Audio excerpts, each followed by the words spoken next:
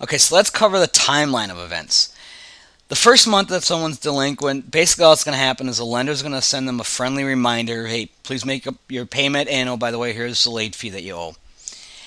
This lender is encouraging the borrowers to make the payment, get them caught up. They're going to suggest alternatives, and it's going to be a pretty friendly process the very first month. It's when you get into that second month that the lenders usually start becoming a little bit more demanding. And I've actually ran into some people where they've gotten that letter in the second month process, and because the letters are so demanding, they actually think that the property's already gone to foreclosure, because sometimes that's how demanding the letters can seem. And then at this time, the lenders will also become a little bit more willing to accept workout programs, mortgage modifications, and forbearances. Forbearances where they would take like say if they were behind 6 months in payments, the lender might say, okay, give us a little bit of money, we'll take the rest of that 6 month payments and we'll add it to the back of the mortgage. So they're not modifying the mortgage, they're just adding the late payments to the back of the mortgage, and the mortgage will carry on as it was.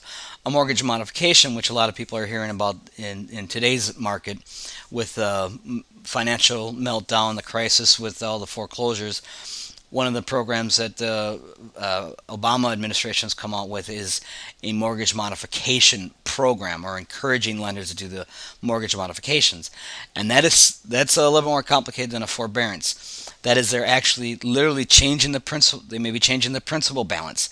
They may be changing the interest rate. They'll be changing the monthly payments. So maybe if there was 6 months behind in payments, they add it to the back of the loan. They say, okay, but yeah, the property was 200,000 when you took out the mortgage, but today it's worth 100,000. So we'll reduce the principal balance down to 100,000, and we'll lock your rate in at 5%, and this will be your monthly payment. Now we believe you can afford that, so then the lenders may be willing to take that modification. Yes, they're taking a loss right off the top in doing this, but in today's market, a lot of times it makes sense for the lenders to take that loss now rather than going through the entire foreclosure process a year later, taking an even greater loss. So a lot of times it makes, from a business standpoint, take that loss now and and modify the mortgage, the terms of the mortgage, and basically you're creating a whole new mortgage from today on. Now, when we get into the third month, the lender usually turns the file over to the attorneys and they start the foreclosure process, whether it's going to be the judicial process or non-judicial process.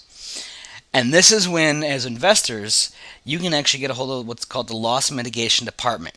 And that's where the lender's going to turn it over to the loss mitigation department, and the files will get turned into the lawyers at that time.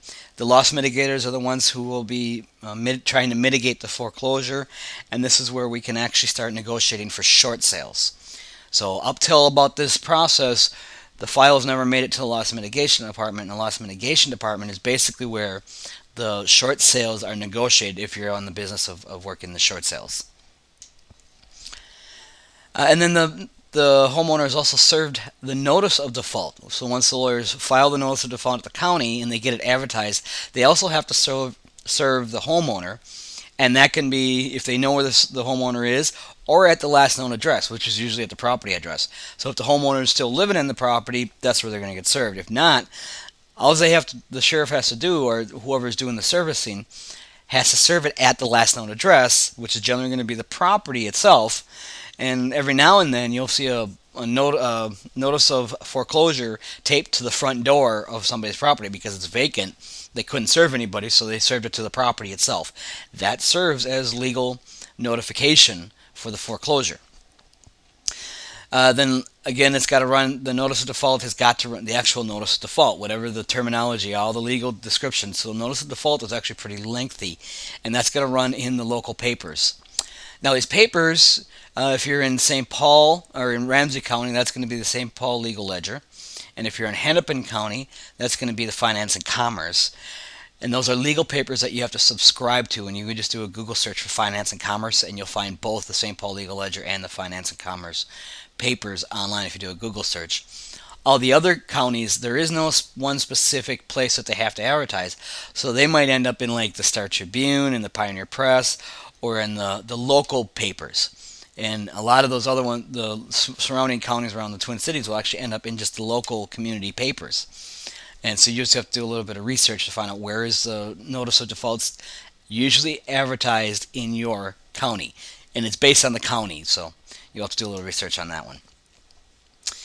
Okay,